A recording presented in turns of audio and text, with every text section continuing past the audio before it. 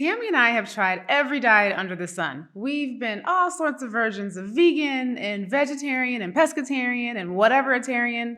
I do often recommend dietary changes to clients if the modifications are aligned with their wellness goals and will help them heal faster and feel better.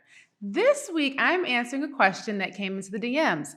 Can I eat meat and still be healthy? Here are 4 questions to answer if you're considering a dietary change, specifically one that eliminates meat. First things first, though, to answer this person's question, yes, you can absolutely eat meat and still be healthy. But ask yourself this. 1. What are you trying to achieve with this dietary change? You need to have a clear intention for why you're considering overhauling your diet. Is it for health reasons, ethical reasons, convenience, a new adventure? Whatever the reason, have it clearly defined. Try it earnestly for 30 to 60 days. Check in with how you feel. You can't do something just because someone told you to. Get all the shoulds out of your head and decision making. A dietary change, just like any life change, has to feel like it's a decision that your spirit is longing for and that you resonate with. Number 2. Does eating meat agree with your constitution? There is no single right way to eat that applies to every person on the planet.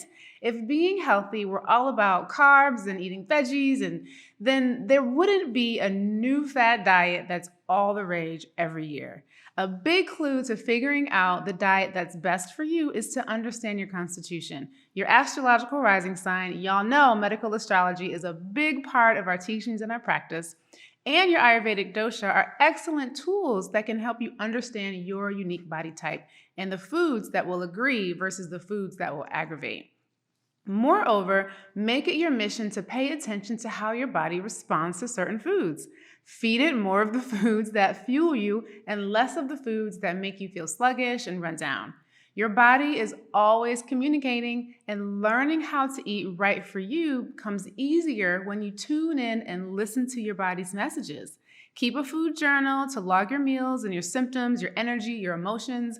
Avoid known food triggers, and it can be super helpful to eliminate common allergies and inflammatory foods like soy and gluten and sugar and corn and dairy, etc. for 6 weeks, then reintroduce it and see how your body responds. Number 3, do you have a meal plan? Too often, people decide to change their diets on a whim without a plan. Tami and I are certainly guilty of this. On our second failed attempt at vegetarianism, we made the decision spontaneously on a Friday and then decided to go on a road trip the next day.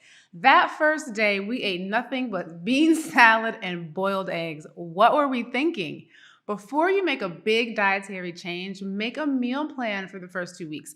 Bookmark recipes, go shopping, be prepared to double the time you spend in the kitchen. You may already be an amazing cook, but anytime you're making new recipes, it takes longer. So to avoid frustration and binge snacking during this transition, make sure you have that extra time carved out in your schedule. And number 4, if you eliminate meat, will you be resentful about it?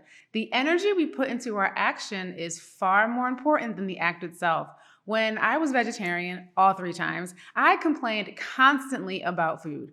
Why aren't there more vegetarian options at restaurants? Why is it so hard to eat meatless when we travel? Why does every veggie burger taste like cardboard? Any negative attitude about your diet will cancel out all of the potential health benefits you're trying to achieve.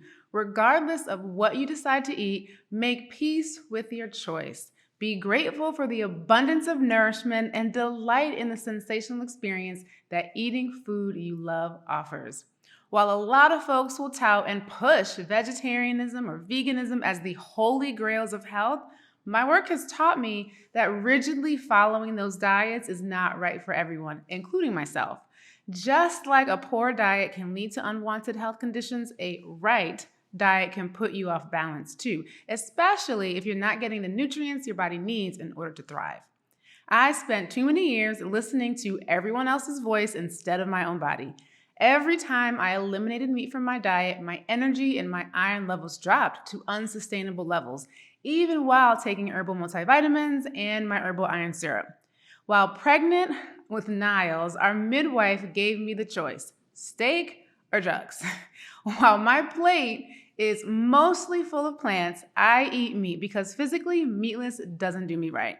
Food is a personal choice, and people can live healthy on any diet. We see evidence of this all the time in the people who eat whatever they want, have normal labs, receive clean bills of health, and live to thrive to 90 plus years old. Now, this isn't an excuse to go all willy-nilly on the cupcakes and the high fructose corn syrup and the fried chicken, but it is a call to action to be thoughtful about what you put into your body. Diet really isn't hard. Be mindful, cook most meals at home, eat whole foods, learn your constitution, fill nutrient gaps with herbal support and supplements, listen to your body, read ingredient labels to choose whole, natural, organic foods over fake foods and toxic additives and preservatives. Ultimately, dietary decisions are up to you. Honor your body's nutritional and energetic needs and make peace with your choice. Thanks so much for tuning in. Be sure to like and subscribe and hit the bell to be notified next time we release a video.